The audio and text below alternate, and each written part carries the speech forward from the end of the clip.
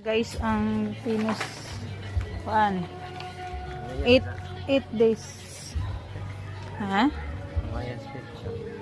Muna siya ang ika 8 days guys. Dili pa ni siya matiwas mga idol kay wala pa'y budget para sa flooring. Ako lang sa ni siya ang budget karon mga idol ha. Ayan, mo ni siya ang finished product guys. For 8 days sa pagtatrabaho guys, ito yung natapos mga idol. Ayan,